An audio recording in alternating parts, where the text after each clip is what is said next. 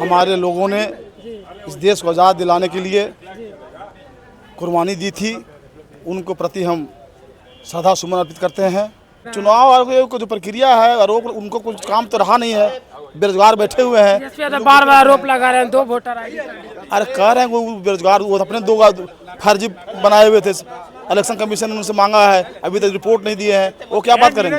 इस देश को आज़ादी हुए 79वां में हम जो है से प्रवेश किए हैं।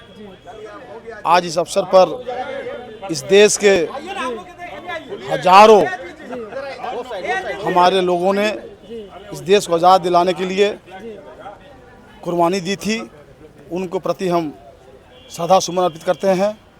और आज देश जो है आदरणीय नरेंद्र मोदी जी के नेतृत्व में और बिहार आदरणीय श्री नीतीश कुमार के नेतृत्व में जिस रफ्तार से बढ़ रही है और रफ्तार से आगे बढ़ते रहेगी, इस अवसर पर हम राज्यवासियों और देशवासियों से अपील करेंगे, अनुरोध करेंगे कि आपसी भाईचारा और समानता का, अपना मोहब्बत का जो पैगाम है उसको आगे बढ़ाएं।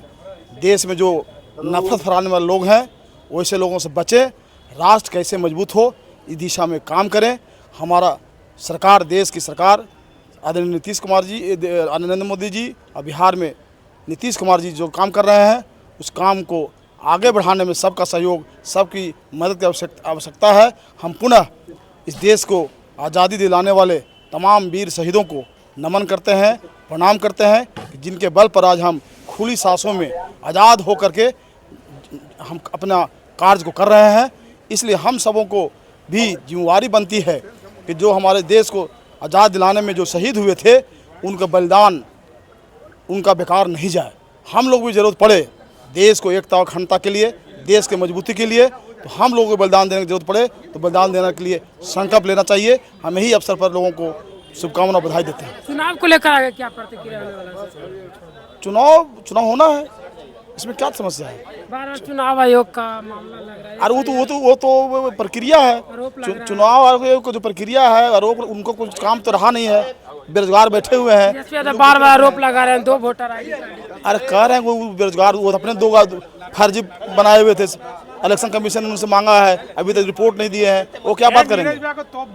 कोई काम नहीं रह गया उन लोगों को, बेचारे लोगों को। तो इलेक्शन कमीशन का तो काम है, इलेक्शन का अपना काम कर रहे हैं, जिम्मेवारी निभा के। क्या घुसपैठी लोग हम मतदाता रहना चाहिए? जो सही मतदाता है रहें, ये तो प्रक्रिया है। जो मृत हो गए उनको नाम हट जाना चाहिए, जो पलायन कर गए उनको नाम हट जाना चाहिए। जो सही है नाम किसी का छूटे नहीं और गलत लोगों को जुटे नहीं। ये इलेक्शन कमीशन का योजना है, इस योजना में काम चल रही है।